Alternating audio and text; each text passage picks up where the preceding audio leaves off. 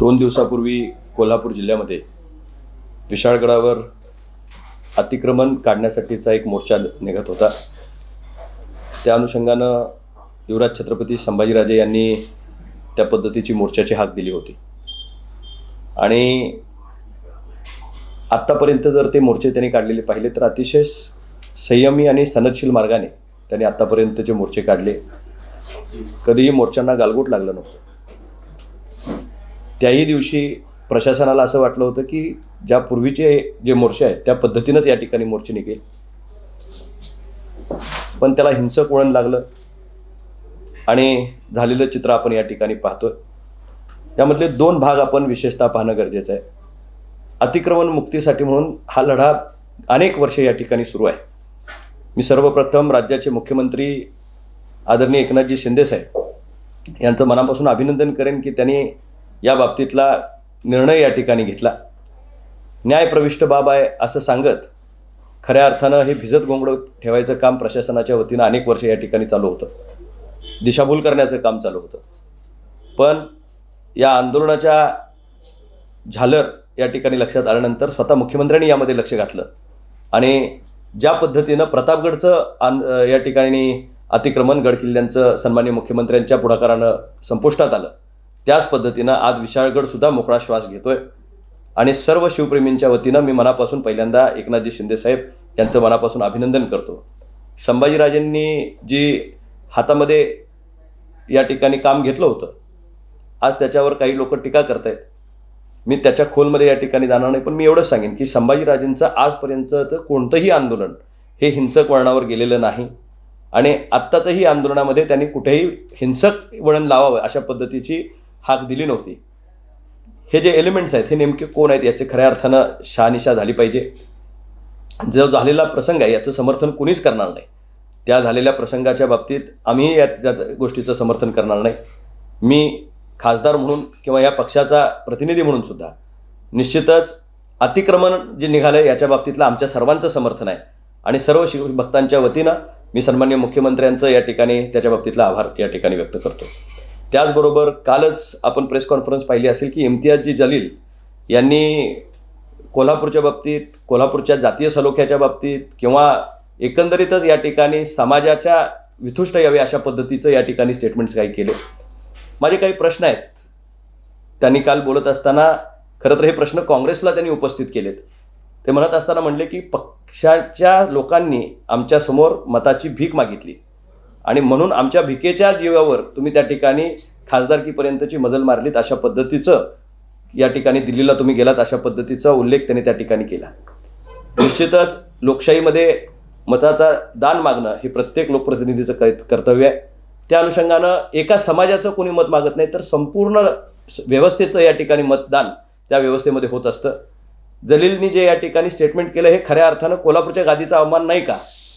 त्यावेळी तुम्ही त्याच्या बाबतीत आक्षेप घेतला नाही का? फक्त मताचा आणि इलेक्टोरियल पॉलिटिक्स या ठिकाणी डोळ्यासमोर ठेवून आपण खऱ्या अर्थानं काय करावं लागलं आहे याचीही या ठिकाणी इलेक्शन आपण लोकसभेची नुकतीच पाहिली तर प्रत्येक गोष्टीला गादीचा अवमानाशी जोडण्याचं काम गेल्या 2 महिन्यापूर्वीपासून या ठिकाणी सुरू होतं।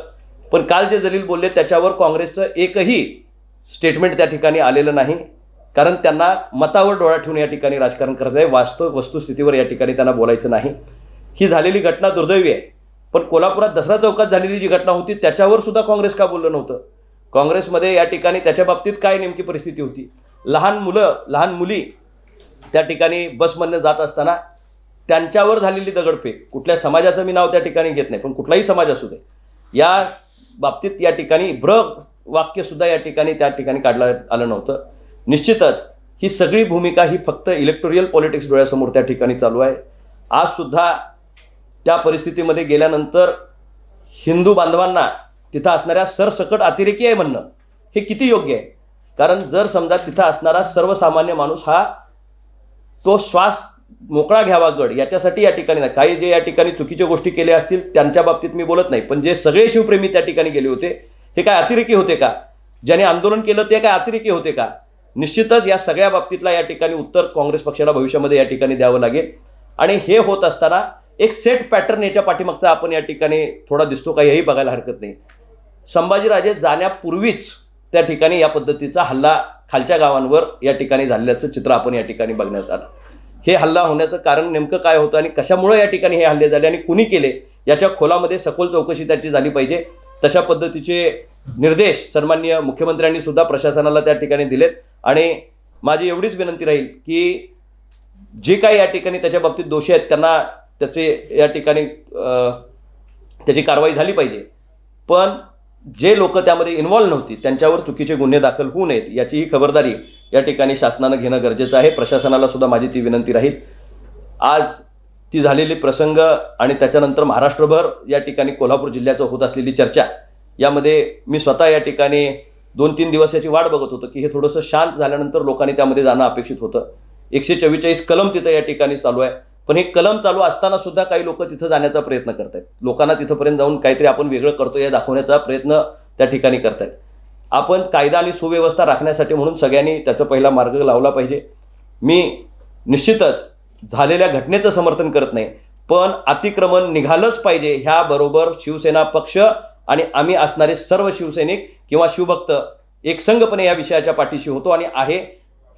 या ठिकाणी संभाजीराजेंनी जो मोर्चा काढला हा शांतता मार्गाने काढलेला मोर्चा होता, पण त्याला गालबोट लावण्याचं काम कुणी केलं याचीही सखोल चौकशी त्या ठिकाणी झाली पाहिजे। कोण या ठिकाणी ह्या सगळ्या गोष्टी अस्थिरता कोल्हापूर जिल्ह्यामध्ये यावी, वातावरण हे अशा पद्धतीनं दूषित व्हावं याच्यासाठी प्रयत्न करतायत, याच्या पाठीमागच्या ताकदींचा सुद्धा शोध भविष्यामध्ये या ठिकाणी घेतला पाहिजे। शासनानं कडक भूमिका याच्या बाबतीत घेत अतिक्रमण काढण्याचा निर्णय प्रतापगडच्या पाठोपाठ आज विशाळगडही या ठिकाणी त्याच्यापासून अतिक्रमण मुक्त झालाय। भविष्य काळामध्ये महाराष्ट्रातले सर्व गडकोट किल्ले यातनं अतिक्रमण मुक्त होतील याच्यासाठी म्हणून या ठिकाणी महाराष्ट्र शासनानं मोहीम हाती घ्यावी ही सर्व शिवप्रेमींची या ठिकाणी त्याच्या पाठीमागची इच्छा आहे आणि सर्व शिवप्रेमींना अतिरेकी म्हणणं खऱ्या अर्थानं त्याचं चिंतन ज्यांनी म्हटलंय त्यांनी या ठिकाणी करावं लागेल, कारण हा शिवछत्रपतींचा राजर्षी शाहू महाराजांचा हा कोल्हापूर जिल्हा आहे, हा संयमी आहे पण तितकाच परखडतेनं चुकीला माफी न देणार आहे। आपण जर या ठिकाणी पाहिलं तर मागच्या इतके दिवस या ठिकाणी हे भिजत घोंगडं पडल्यामुळे आज ही परिस्थिती या ठिकाणी तिथं झालेली आपल्याला या ठिकाणी दिसते। हे गेले अनेक वर्षाचं दुखणं आज महाराष्ट्राचे मुख्यमंत्री एकनाथजी शिंदे साहेबांनी त्याच्यामध्ये लक्ष घातलं आणि आज त्याचा पॉझिटिव्ह निर्णय या ठिकाणी झालाय हे आपल्याला या ठिकाणी बघायला मिळतं। तुम्ही त्या काळामध्ये अतिक्रमण होते ते काढण्यासाठी काय पाठपुरावा केला होता का? आम्ही जे 15 आता हे जे आपण म्हटलात त्या पद्धतीनं अतिक्रमण काढण्याबाबतीतल्या आमचा पाठपुरावा सातत्यानं सुरू आहे। तिथं असणारे लोक सुद्धा वारंवार या ठिकाणी याच्या बाबतीतला येणारा वर्ग कायमपणे शिवभक्त याच्या बाबतीतली तक्रार त्या ठिकाणी करत होतो। अनेक मीटिंग्स आमच्या या बाबतीतल्या कलेक्टर ऑफिसला यामध्ये झालेल्या आहेत, पूर्वीच्या कलेक्टरांच्या बरोबर सुद्धा त्या ठिकाणी या बाबतीतल्या मीटिंग झाल्या। वारंवार आम्हाला हे सांगण्यात येत होतं की यामध्ये कायदेशीर अडथळे आहेत, दिशाभूल करण्याचा प्रयत्न त्यामध्ये या ठिकाणी झाला। जर कायदेशीर अडचणी त्या काळामध्ये होत्या तर मग आता हे अतिक्रमण कसं काढलं? त्यामध्ये असणाऱ्या कोर्टामध्ये केसेस असणाऱ्या 6 लोकांच्या केसेस आहेत, एकूण 158 अशा पद्धतीचे अतिक्रमण वर तिथं असताना 6 केसेसच्या नावाखाली इतके दिवस बाकी सगळ्यांना संरक्षण देण्याचं काम या निमित्तानं या ठिकाणी होत होतं। निश्चितपणे आम्ही जो पाठपुरावा करत होतो त्याला आज जे होऊ शकलं हे खऱ्या अर्थानं जनरेट्यामुळे या ठिकाणी होऊ शकलं। संभाजीराजेंनी आंदोलनाची हाक त्या ठिकाणी दिली, ते तिथपर्यंत गेले, मुख्यमंत्र्यांच्याकडे त्यांनी गुहार लावली, मुख्यमंत्र्यांनी त्याला होकारात्मक सकारात्मक अशा पद्धतीचा प्रतिसाद दिला आणि म्हणून खऱ्या अर्थानं मुख्यमंत्र्यांनी घेतलेल्या निर्णयाचं फलित म्हणून काल या ठिकाणी अतिक्रमण निर्मूलन झालेलं आहे। महाविकास आघाडी त्या ठिकाणी गेली, त्याच्यावर टीका होती ती त्या ठिकाणी गेलेली आहे, मात्र अतिक्रमण जे आहे ते गडावर आहे, मात्र जी मोडतोड जाळपोळ झाली आहे ती 4 किलोमीटर लांब असलेल्या गजापूर गावामध्ये झालेली आहे आणि त्या गजापूर गावामध्ये जी नासधूस झाली आहे त्या नासधूस करणाऱ्यांना शाहू महाराजांनी अतिरेकी म्हटलं असावं अशा पद्धतीचं सुद्धा त्यांनी त्याची क्लॅरिटी आणावी लागेल, कारण त्यांनी म्हणत असताना शिवभक्तांच्या बाबतीत त्यानं प्रश्न विचारला होता, हे आलेले कोण होते? त्या माणसाचा जर बाईट पाहिला तर तो विचारत होता हे आलेले कोण होते, मग ते सरसकट आलेल्यांच्या बाबतीत चर्चा करत होता की कोणा स्पेसिफिक विषयाच्या बाबतीत करत होता याची क्लॅरिटी नाही। पण जर शिवभक्तांना सर्वसकट अतिरेकी ठरवायचा या ठिकाणी त्या कक्षेमध्ये आणायचा प्रयत्न करत असतील, काही लोकांनी जी नासधूस केली त्याचं समर्थन आम्हीही करत नाही, मी आधी परत त्या ठिकाणी स्पष्ट करू इच्छितो, त्याच्याबद्दल कुणीही त्याचं समर्थन करणार नाही, पण सरसकट सर्व हिंदू समाजाला किंवा असणाऱ्या तिथं असणाऱ्या शिवभक्तांना अतिरेकी म्हणणं हे खऱ्या अर्थानं गैर आहे आणि निंदनीय आहे। 144 कलम हे आधी होतं, ज्या वेळेला ते शिवभक्त तिथं गेले किंवा जे समाजकंटक होते ते गेले त्यांना प्रशासनानं सोडलं आणि नंतर काही लोक जात होते त्यांना अडवलं, ही प्रशासनाची दुटप्पी भूमिका नाही याची का? मगाशी जे मी सुरुवातीला सांगितलं की प्रशासनाच्या ह्यातल्या ज्या चुका आहेत याच्यामुळे खऱ्या अर्थानं हा वाद चिघळत गेला, हे खरं आहे. आत्ता जर हे प्रशासनानं पहिल्या टप्प्यापासून म्हणजे अतिक्रमण निर्मूलनापासून जर या ठिकाणी आपण जर सर्व टप्पे पाहिले, हे काय आज आंदोलन झालेलं नाही. याच्या पूर्वी सुद्धा संभाजीराजे गड किल्ल्यावर त्या ठिकाणी जाऊन आलेले आहेत. याच्या पूर्वी अनेक आंदोलक याच्या बाबतीतली निवेदनं त्या ठिकाणी देत आहेत. अनेक वेळा या ठिकाणी निदर्शनं झालेली आहेत. ही पहिली वेळ नाही. अतिक्रमण काढण्याबाबतीत सगळेजण सहमत आहेत आणि सगळ्यांची सहमती आहे असं एका बाजूला भासवलं जायचं, पण दुसऱ्या बाजूला कायद्याची चौकट सांगितली जायची आणि त्याच्यामधनं या ठिकाणी पळमार्ग काढला जायचा आणि वेळ मारून नेली जायची.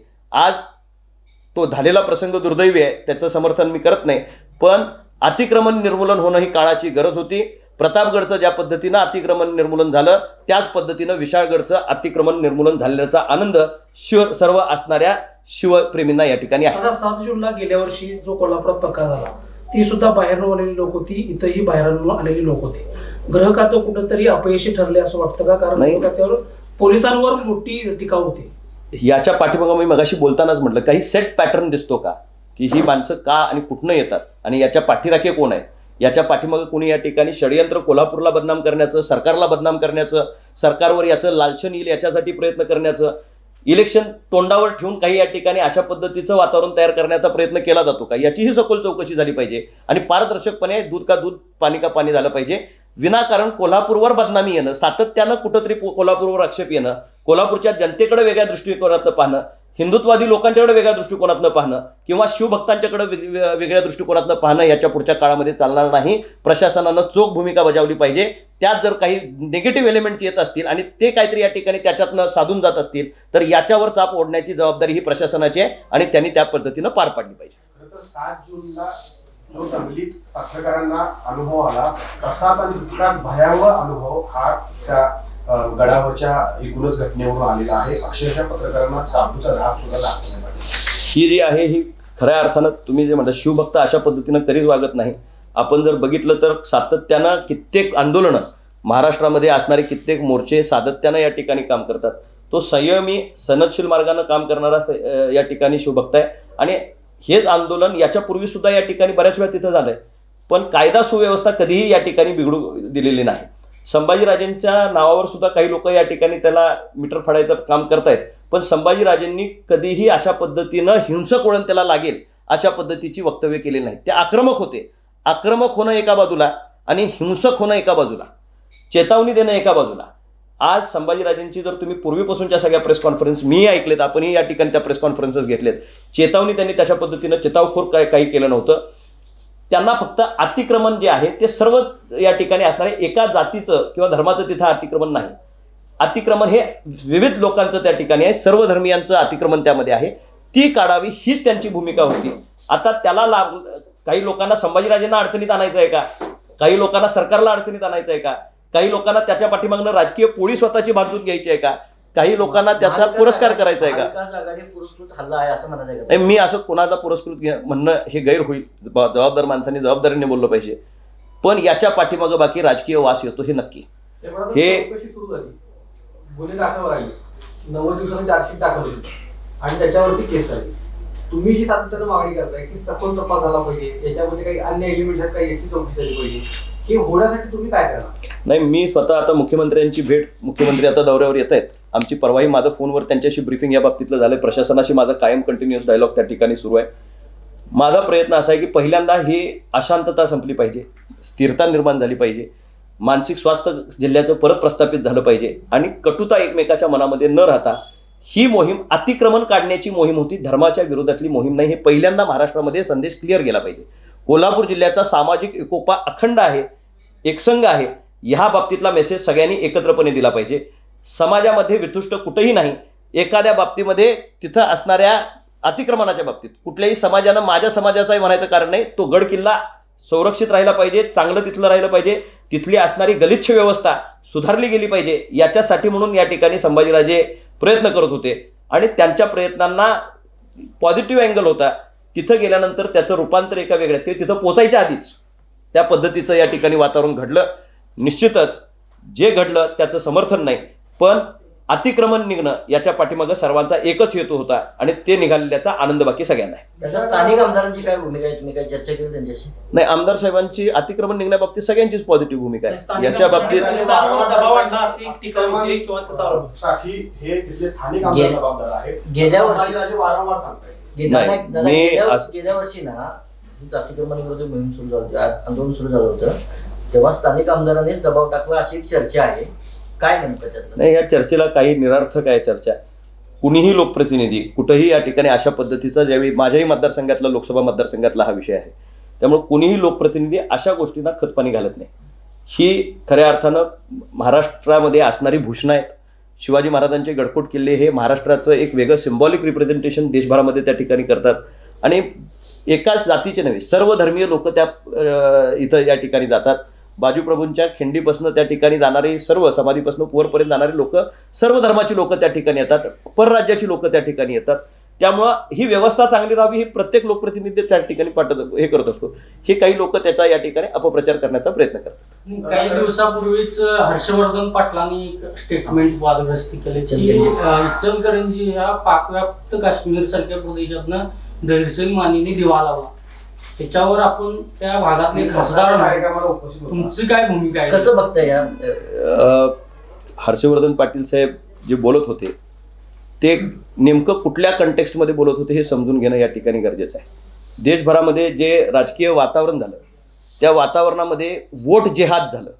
म्हणजे एखाद्या माणसाचं काम जर या ठिकाणी सामाजिकदृष्ट्या पाहिलं आणि त्या दृष्टिकोनातनं या ठिकाणी लोकांनी मतदान केलं तर निश्चितपणे एक प्रगल्भ लोकशाही पुढे जाते. आणि हर्षवर्धन पाटील साहेब त्यावेळी जे बोलले ते इचलकरंजी बाबतीत बोलले नव्हते. एकंदरीतच जे वोट जेहाद या ठिकाणी लोकांनी घेतलं आणि त्याच्यामध्ये चांगला वाईट न बघता निव्वळ एका विषयाला विरोध, एका व्यक्तीला विरोध म्हणून खऱ्या अर्थानं खालच्या स्थानिक कामाकडे न पाहता ज्यावेळी या ठिकाणी लोकांनी मतदान केलं त्या वादळात दिवा लावला असं त्यांना कदाचित म्हणायचं असावं. इचलकरंजीच्या बाबतीत ज्या पद्धतीनं त्यांनी त्याचा उल्लेख केला तो बाकी आम्हाला मान्य नाही. खरं तर दादा, गजापूर या गावात इंडिया आघाडीनं मदत दिलेली आहे, त्या मदतीकडे तुम्ही कसं पाहताय? योग्य की अयोग्य? नाही, गजापूर गावाला मदत देणं हे त्यांनी घेतलेला निर्णय आहे. शासन ही त्याच्या बाबतीत दडपड जी निरपराधांची झालेली आहे, ज्यांचा काही त्या विषयाशी संबंध नाही, यासाठी म्हणून मदत पुरवली याच्या बाबतीत आमचा आक्षेप असायचं काही कारण नाही. पण त्याचबरोबर आमचा आक्षेप फक्त अतिक्रमणाला आहे, आमचा आक्षेप तिथं असणाऱ्या व्यवस्थेला आहे, आमचा आक्षेप गड किल्ल्यावर झालेल्या ही जी या ठिकाणी व्यवस्था आहे त्याच्या बाबतीत आहे. मदत त्यांनी कुठल्या हेतूनं पुरवली हे या ठिकाणी त्यांचा हेतू तपासणं गरजेचं आहे.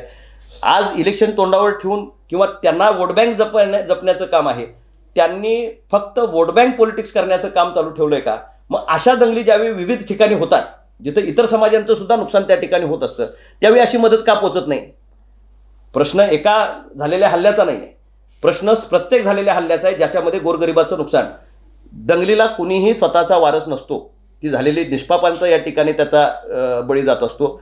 या दंगलींचं रूपांतर होत असताना हे जे आज औदार्य दाखवलं जातंय हे औदार्य इतर वेळी कुठं गायब होतंय आणि ते औदार्य जर इतर वेळी दाखवलं असतं तर मला ह्यात राजकीय वास आला नसता. पण आत्ता दिलेलं हे जे औदार्य आहे हे हेतू ठेवून दाखवलेलं प्रेम आहे असं मला वाटतं. आता विधानसभेच्या अनुषंगाने एक सर्व्हे झाला, त्या सर्व्हेमध्ये महाविकास आघाडीला चांगल्या जागा मिळतील असा एक अंदाज वर्तवण्यात आलाय. त्यानंतर महायुती आता काँग्रेसची जी पारंपरिक वोट बँक आहे दलित आणि मुस्लिम ते आपल्याला खेचण्यासाठी जातीय वाद निर्माण करत आहेत अशी एक टीका महायुतीवर होते. याकडे कसं बघतो? माझ्या सर्व्हेवर विश्वास नाही. मी सर्व्हेच्या विरुद्ध निवडून आलेला माणूस आहे. त्यामुळं सर्व्हे सर्वा ही जनता असती, त्यामुळे सर्व्हेवर आधारित काहीच होत नसतं. जनमत हे आपोआप ठरत असतं, कामावर ठरत असतं, पॉलिसीजवर ठरत असतं.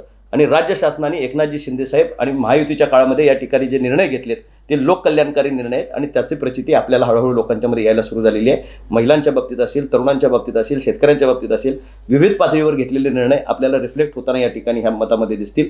आणि ज्यावेळी लोक कन्स्ट्रक्टिव्ह कामाकडे बघून मतदान करतील, महाराष्ट्राला असा राबणारा मुख्यमंत्री, सर्वसामान्यांच्या मध्ये मिक्स होणारा मुख्यमंत्री आणि गोरगरिबांचे प्रश्न सोडवणारा मुख्यमंत्री या निमित्तानं लाभला. शासन त्या पद्धतीचं महायुतीचं लाभलं. निश्चितच केंद्र शासनाच्या वेळेचे प्रश्न वेगळे असतात, राज्य शासनाचे प्रश्न वेगळे असतात. आज ही राजकारण परत स्थानिक मुद्द्यांवर त्या ठिकाणी तुम्ही गजापूरला जाणार आहे का तिथल्या लोकांना आधार द्यायला आणि कधी जाणार आहे? मी गजापूरला ह्या 2-3 दिवसात जाईन. मी तिथलं वातावरण राजकीय दृष्ट्या ढवळायचं नाही. कुणीतरी आता ह्याच्यासारखा इम्तियाज जलीलांसारखा एखादा त्यांचा माणूस या ठिकाणी येतो, आमच्या लोकांना इथं चेतावतो, लोकांच्या मध्ये धार्मिक तेढ निर्माण होईल अशा पद्धतीची स्टेटमेंट त्या ठिकाणी करतो. आतापर्यंत बरं ते कधी कोल्हापूर जिल्ह्याच्या एखाद्याही कामामध्ये या ठिकाणी पुढे आलेले नाहीत. कधी विशाळगडला येऊन कसा विशाळगड आहे आणि तिथं नेमकी अवस्था काय आहे हे त्यांनी कधी पाहणी केलेली नाही. पण झालेल्या प्रसंगाबाबतीत या ठिकाणी त्यांनी खेद व्यक्त करणं एका बाजूला होतं. मला आज हाच प्रश्न काँग्रेसवाल्यांना विचारायचा आहे की त्यांनी बोललेले शब्द हा गादीचा अपमान नाही का? मुसलमानांच्या जीवावर तुम्ही खासदार झालात हे म्हणणं गादीचा अपमान नाही का? तुम्ही भीक मागून आमच्याकडे या ठिकाणी खासदार झालात हे म्हणणं गादीचा अपमान नाही का? आणि हे जर गादीचा अपमान नसेल आणि जोर तर त्यांना वाटत असेल आणि मताच्या राजकारणासाठी म्हणून हे सगळे अपमान सहन करायला तयार असतील तर मी निश्चितपणे सांगेन स्वाभिमान कोणी जपला असेल तर आजच्या प्रसंगाला संभाजीराजेंनी जपला. कोल्हापूरच्या राजकारण्यात दोन भूमिका दिसत आहेत, एकीकडे शाहू महाराजांची आणि एकीकडे संभाजीराजेंची. कसं बघताय याकडं? कारण दोन भूमिका आहेत अशी टीका होती. भूमिका दोन स्पष्ट दिसत आहेतच. आज जर आपण पाहिलं तर दोन्ही भूमिका ह्या विरुद्ध दिशेला आपल्याला त्या ठिकाणी दिसत आहेत. आज संभाजीराजेंनी हे आंदोलन इलेक्शन नंतर चालू केलेलं आंदोलन नव्हे, 1.5 वर्षापासून त्या मुक्तीसाठी त्या ठिकाणी ते काम करतायत. हा त्यांचा विचार आजचा विचार नव्हे. आज महाराज खासदार झाले असतील पण खासदार होण्यापूर्वी संभाजीराजेंनी हा विषय हातामध्ये घेतला आणि त्यासाठी ते प्रयत्नशील होते. आता त्याला हिंसक वळण लागल्यामुळे त्या ठिकाणी हे चर्चेला ऊत निघाला. आज त्यांच्याही लोकांना तुम्ही विचारलं तर आमचा अतिक्रमणाला विरोध नाही, म्हणजे झालेल्या प्रसंगाला विरोध आहे असं त्यांचं त्या ठिकाणी मत आहे. यापूर्वीच्या काळामध्ये पालकमंत्रीपद त्यांच्याकडेही होतं, काँग्रेस पक्षाकडे सुद्धा पालकमंत्रीपद होतं, त्याच्यापूर्वी सुद्धा सत्ता त्यांच्याकडे होतं. एक दिवसाचं अतिक्रमण कधी असत नाही, वर्षानुवर्ष ते पायलप या ठिकाणी होत असतं. त्या वेळच्या परिस्थितीमध्ये ते हाताळलं असतं तर आज ही परिस्थिती निर्माण झाली नसती. काँग्रेस पक्षानं निव्वळ यातनं राजकीय गेन कसं मिळेल याच्यासाठी म्हणून या ठिकाणी जो हट्टास मांडलाय, पोलरायझेशन ऑफ वोट्स याच्यासाठी या ठिकाणी हट्टास मांडलाय. हिंदुत्ववादी मतांना अतिरेकी ठरवणं, हिंदुत्वाला अतिरेकी ठरवणं. पार्लमेंटमध्ये आपण या ठिकाणी जर राहुल गांधींचं भाषण ऐकलं असेल तर भारतामध्ये या ठिकाणी परत एकदा राहुल गांधीने अशाच पद्धतीचा उच्चार केंद्र शासनामध्ये त्या ठिकाणी केला होता आणि त्याचं रिफ्लेक्शन कोल्हापूर जिल्ह्यामध्ये दिसतंय की नाही. आज तेच शब्द त्यांच्या खासदारांच्या तोंडी या ठिकाणी येत आहेत. हिंदुत्वाला किंवा शिवप्रेमींना अतिरेकी म्हणण्याचा या ठिकाणी हे होतंय. खरंच आपण याच्या बाबतीत विचार करावा लागेल. जे प्रश्न या ठिकाणी इम्तियाज जलील विचारतो त्यामध्ये त्यांनी विचारलंय हे खरे वंशज आहेत का? हा प्रश्न कुणी विचारलाय? इम्तियाज जलीलनी या ठिकाणी त्यांना विचारलाय. शाहू महाराजांच्या गादीचा हा अवमान होत नाही का?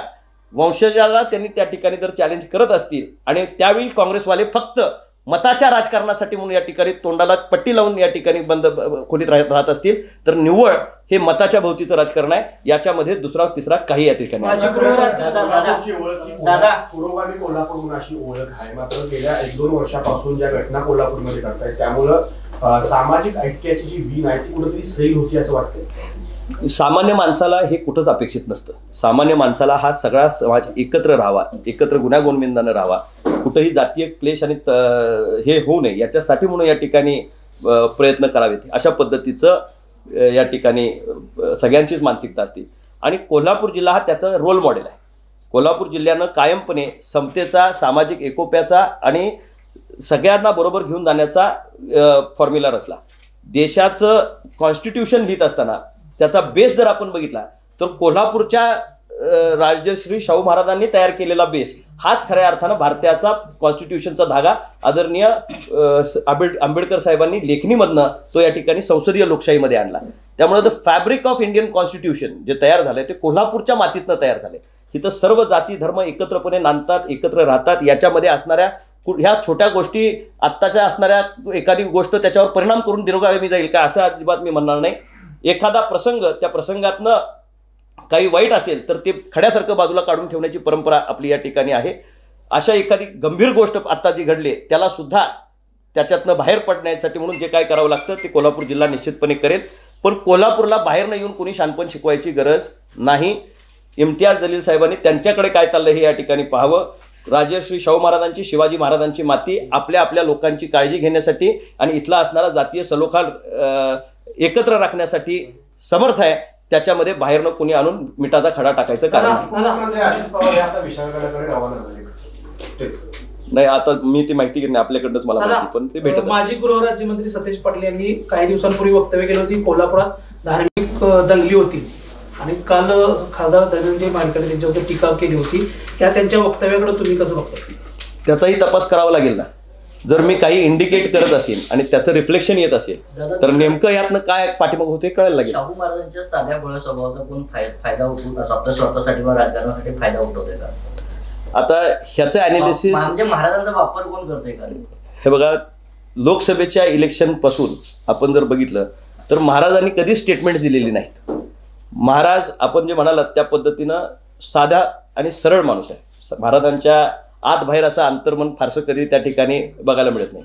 आणि त्यांच्या साधेपणाचा काही लोक जर गैरफायदा घेत असतील तर हे दुर्दैवी आहे. त्यांना ढाल करून आपली राजकारणाची पोळी भाजणं हे गैर आहे. त्यांच्या स्वभावाचा जर काही लोक गैरफायदा घेत असतील तर तेही गैर आहे. पण ते घेतायत की नाही हा प्रश्न तुम्ही मला न विचारता तुम्हाला ज्यांच्यावर संशय आहे की ते घेतायत यांना विचारला पाहिजे.